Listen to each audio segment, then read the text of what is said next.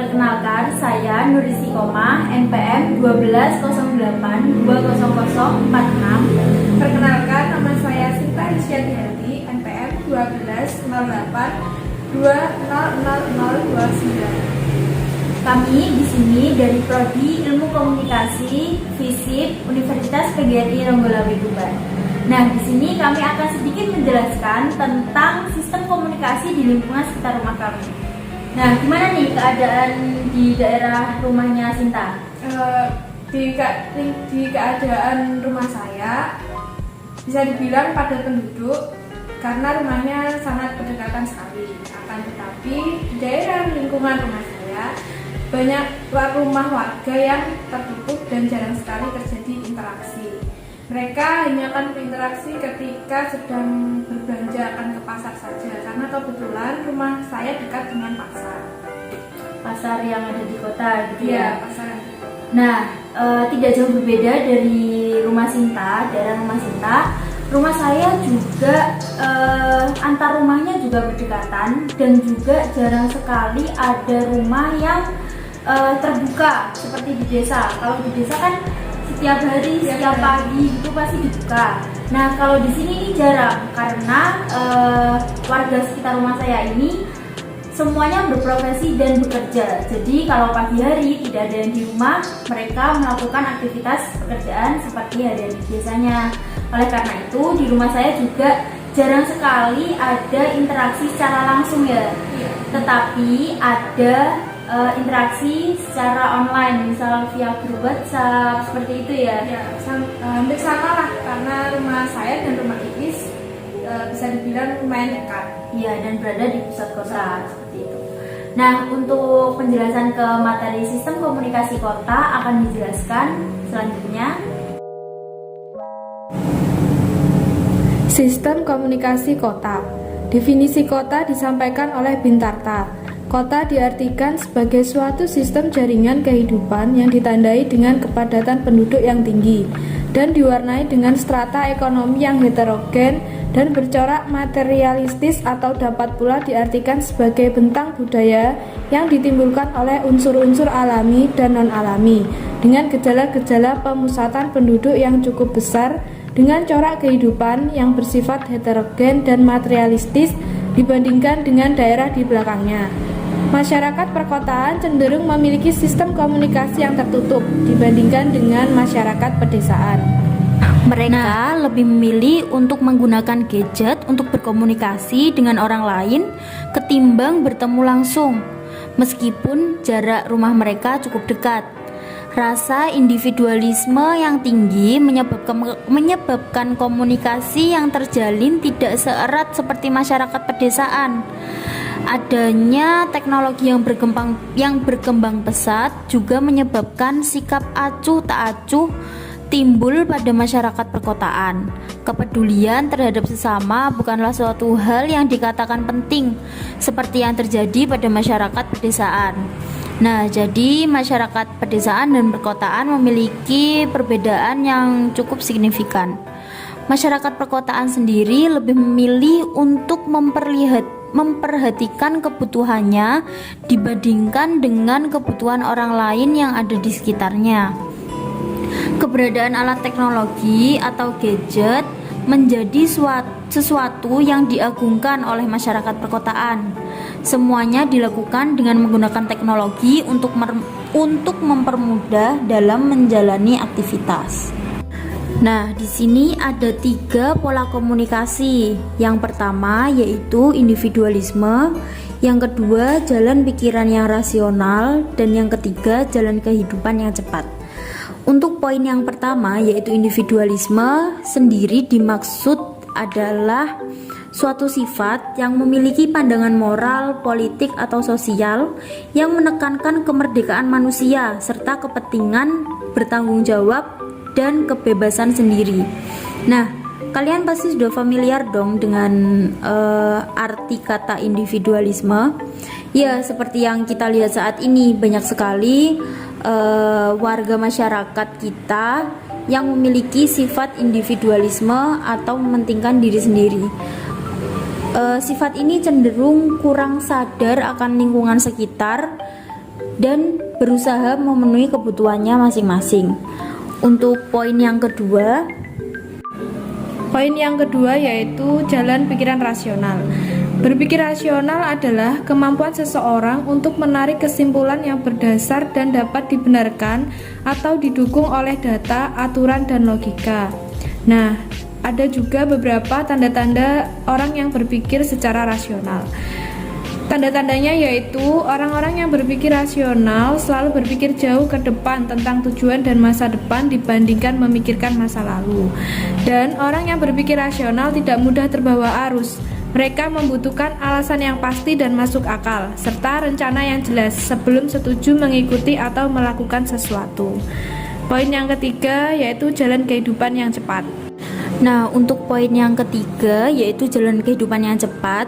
Maksud dari jalan kehidupan yang cepat pada masyarakat perkotaan yaitu dikarenakan masyarakat perkotaan ini cenderung lebih sedikit memiliki kegiatan-kegiatan yang melekat di kehidupannya. Jadi masyarakat perkotaan ini karena mereka merupakan pekerja dan bekerja setiap harinya, jadi jalan kehidupannya ini lebih cepat terjadi. Apalagi masyarakat perkotaan ini sebagian besar dan rata-rata menggunakan teknologi, di mana teknologi ini membuat waktu yang mereka rasakan ini berjalan lebih cepat dari yang seharusnya.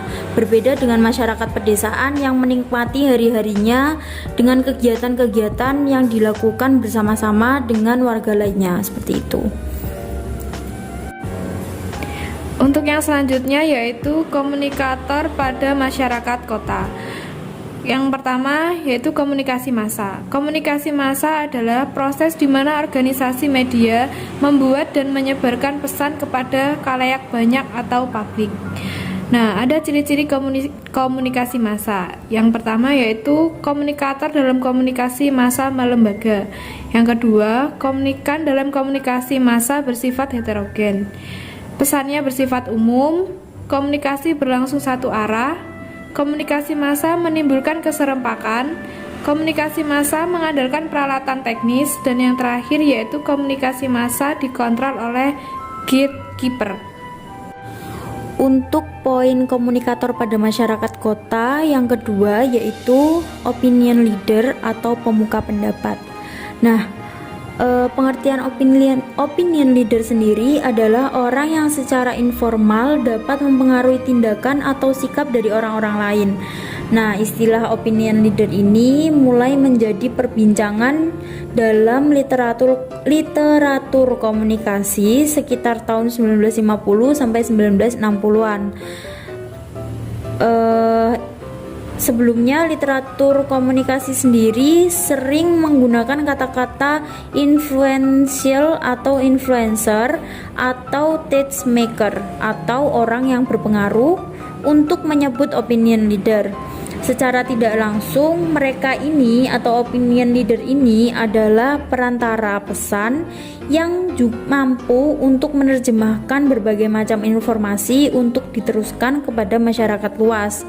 Nah, jadi bagi masyarakat di perkotaan, seorang opinion leader ini menjadi komunikator yang baik untuk dijadikan panutan. Misalnya, contohnya yaitu di suatu daerah atau di suatu wilayah ada seorang ketua RT. Nah, ketua RT ini dijadikan sebagai opinion leader bagi masyarakat sekitarnya, terutama pada masyarakat perkotaan, karena mereka cenderung mengikuti apa yang sudah diinstruksikan oleh ketua RT itu, karena mereka biasanya tidak mau ambil pusing dikarenakan mereka memiliki kegiatan dan jadwal yang dibilang padat, seperti itu. Contoh komunikasi masyarakat perkotaan. Masyarakat perkotaan lebih mengandalkan menyebarkan informasi melalui media dibanding bertatap muka secara langsung. Nah, jadi misalnya nih, pada saat ada kegiatan keagamaan atau kegiatan sosial masyarakat, masyarakat kota memilih menyebarkan atau berbagi informasi melalui media massa, yaitu via WhatsApp group atau melalui telepon dan lain sebagainya. Jadi interaksi yang dilakukan cenderung memilih sesuatu yang bisa dilakukan secara cepat dan singkat agar waktu yang mereka miliki tidak terbuang terlalu lama. Berbeda sekali dengan masyarakat pedesaan. Jadi, kesimpulan sistem komunikasi masyarakat perkotaan di lingkungan kami yaitu masyarakat perkotaan lebih individualis dan bersifat heterogen karena perbedaan pekerjaan. Meskipun secara fisik jarak rumah berdekatan, namun mereka jarang berkomunikasi dengan masyarakat lain. Betul sekali, mereka juga lebih memilih berkomunikasi melalui media. Bahkan masyarakatnya juga cenderung memikirkan diri sendiri, sehingga timbul rasa acuh tak acuh terhadap orang lain dan lingkungan sekitar. Masyarakat perkotaan juga akan melakukan komunikasi apabila mereka memiliki kebutuhan tertentu saja, berbeda dengan masyarakat pedesaan yang selalu melakukan komunikasi meskipun hanya lewat di depan rumahnya. Nah, karena rumah kamu berada di daerah perkotaan, seperti yang kalian bisa dengar lewat audionya, di depan rumah saya ini juga banyak lalu lalang kendaraan ya, seperti itu. Jadi banyak kendaraan dan juga kendaraan pribadi yang lalu lalang di depan rumah kita karena daerahnya ada di perkotaan. Berbeda dengan di daerah pedesaan ya. Kalau di daerah pedesaan kan pastinya sepi, sunyi gitu. Tapi mereka saling berinteraksi satu sama lain. Bahkan saat ada kegiatan pun mereka akan berkumpul bersama. Bahkan kadang-kadang mereka juga akan masak bersama dan menikmati makanan bersama. Kalau di pusat kota jarang sekali ada interaksi yang seperti itu. Iya, kalau di desa lebih sepi kendaraan lebih jarang. Tetapi interaksinya sangat erat sekali, beda dengan di kota. Di sini kami akan menunjukkan video di lingkungan sekitar rumah kami.